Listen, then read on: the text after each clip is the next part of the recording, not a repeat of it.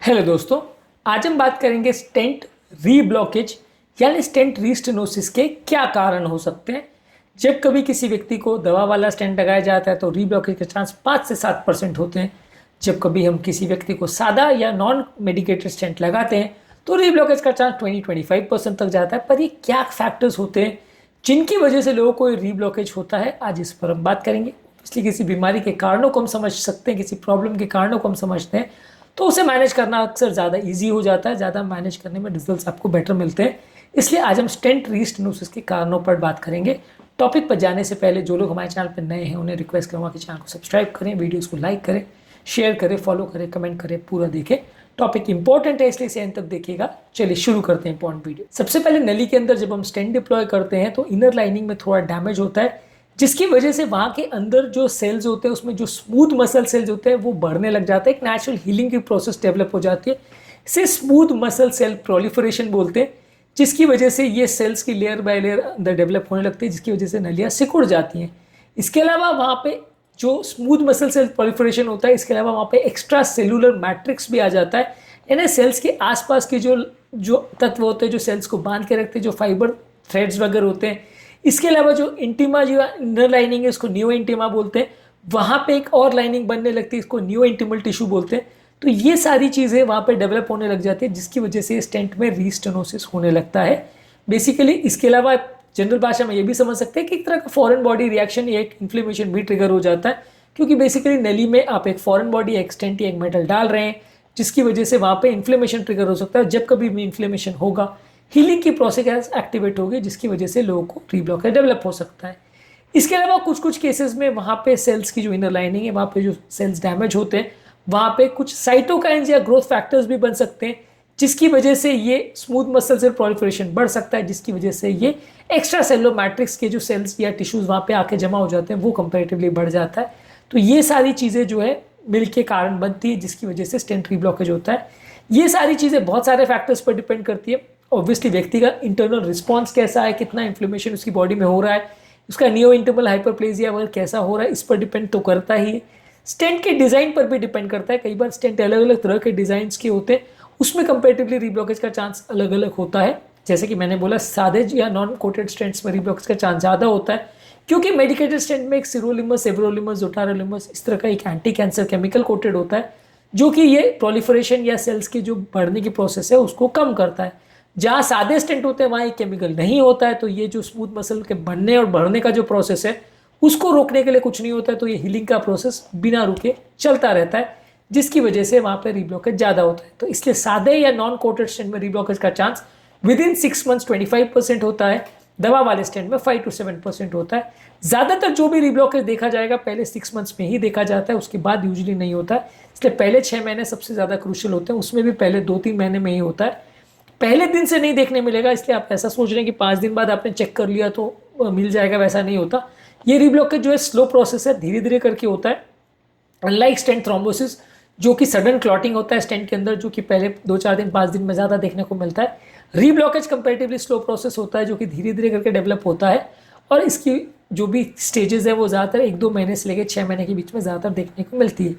इसके अलावा अगर किसी व्यक्ति का स्टेंट अंडर एक्सपैंडेड हुआ, यानी स्टेंट आपने डिप्लॉय किया लेकिन वो दीवार की सतह को प्रॉपर्ली टच नहीं कर रहा है, तो उसके स्टेंट के अंदर जो केमिकल की कोटिंग है वो दीवार पर असर नहीं कर पाएगी, जिसकी वजह से रीब्लॉकेज का चांस बढ़ जाएगा। क्योंकि स्टेंट के ऊपर जो केमिकल का कोटिंग है जब वो दीवार के साथ टच करेगा तब वो सेल के बढ़ने की प्रोसेस को रोक पाएगा। तो स्टेंट जो दवा वाले स्टेंट जैसा बिहेव करना था वो नहीं करके सादे स्टेंट जैसा बिहेव करेगा, क्योंकि सारा केमिकल जो है वो दवा ब्लड के साथ बह जाएगा, तो आपको सादे स्टेंट जैसा रीब्लॉकेज मिलेगा। तो स्टेंट अगर अंडर एक्सपैंडेड है तो भी वैसे केस में रीब्लॉकेज का चांस ज़्यादा होगा। कभी कभार स्टेंट में मैकेनिकल फेलियर हो जाता है, स्टेंट कई बार बहुत हार्ड नली में अगर डाला जाए तो स्टेंट फ्रैक्चर या टूट सकता है, जिसकी वजह से भी रीब्लॉकेज का चांस ज़्यादा हो सकता है।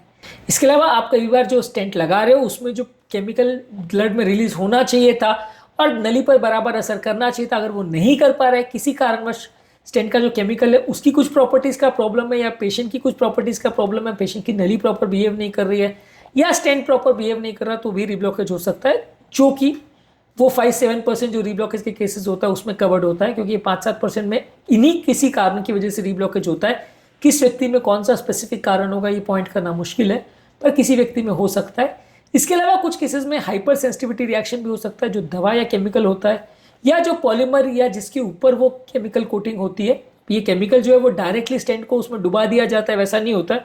कुछ लोग तो वीडियोस में ऐसी भी बात करते हैं कि आप स्टेंट को डायरेक्टली केमिकल में डुबा के लगा देते हो, तो वैसा बिल्कुल नहीं होता। एक पॉलीमर के ऊपर कोटेड रहता है।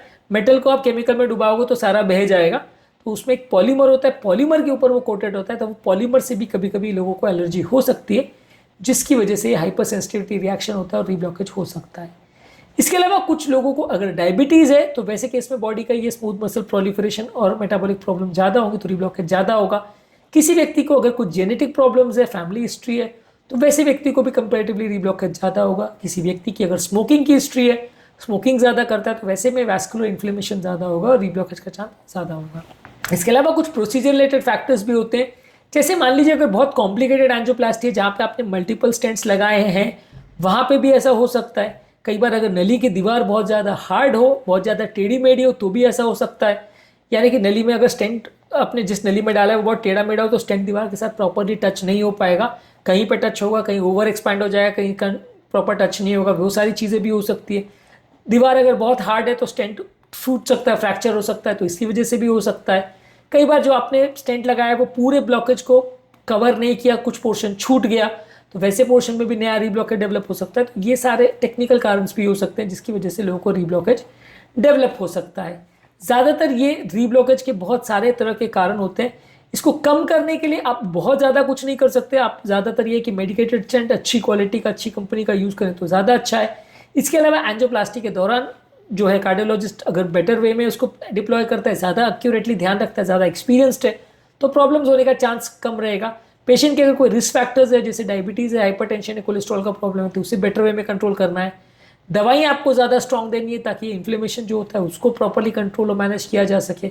इसके अलावा स्टेंट जो प्लेसमेंट किया जाए उसको एक्यूरेटली प्लेसमेंट किया जाए, जगह से आगे पीछे ना हो जाए, कोई स्टेंट आधा प्रॉपर एक्सपैंड हुआ नहीं हुआ, स्टेंट में कई बार पूरे ब्लॉकेज को कवर किया नहीं किया, ये सारे एस्पेक्ट जो टेक्निकल इश्यूज़ में आते हैं, वो सारी चीज़ें अगर प्रॉपरली मैनेज हो तो रीब्लॉकेज का चांस कम होगा।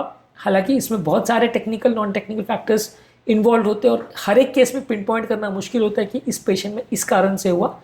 लेकिन फिर भी ये है कि कई बार रीब्लॉकेज के बहुत सारे कारण होते हैं, कई बार एक ही पेशेंट में कई कारण एक्टिव हो, ऐसा भी हो सकता है। आज के टॉपिक में बस बेसिकली हमारा पर्पज़ ये था कि इन कारणों को डिस्कस करना। हालांकि पेशेंट के लिए ईजी नहीं है पिन पॉइंट करना, कि डॉक्टर के लिए भी ईजी नहीं है कि पिन पॉइंट करना कि इस पर्टिकुलर व्यक्ति में ये कारण ही रिस्पॉन्सिबल था, लेकिन फिर भी जानना इसके बारे में आवश्यक होता है ताकि आप इस चीज़ को समझ सकें कि रीब्लॉकेज कब होता है, क्यों होता है और इसके क्या इंपॉर्टेंट इश्यूज़ होते हैं। रीब्लॉकेज को कैसे प्रिवेंट करते हैं इस पर हमने ऑलरेडी वीडियो किया, रीब्लॉकेज को कैसे ट्रीट करते हैं इस पर भी हमने अलग वीडियो किया, इसको भी ज़रूर चेकआउट करें।